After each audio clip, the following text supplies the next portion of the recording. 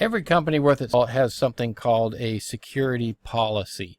This security policy has a bunch of stuff in it. They're usually a very large document that cover many kinds of things. And we're just going to look at a few of the kinds of things that it might have in it. First of all, it might have something called, in fact, it should have something called acceptable use policies. Those are the things that employees can and cannot do. In other words, what are the policies regarding email? Can you use email for personal use? Can you surf the web for non-business things? What kinds of things can you look at on the web or not look at on the web? And these all have to be called out along with penalties for violations. This is highly important, by the way.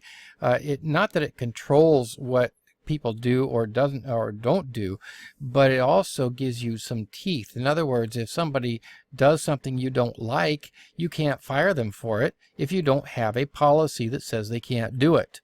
If they do something that's against the law, you don't have teeth to do the investigation unless you have something in your policy that says that you can do investigations, that you are allowed to read their email and see what they're surfing and so forth. So that's the acceptable use policy. Standard control methods. In other words, how are we going to set up our firewalls, our IDSs, our intrusion detection systems, our content control.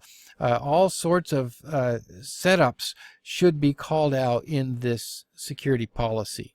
And then the agents responsible for different functions. Who's going to be doing the backups? Who's in charge of taking over when we have a disaster?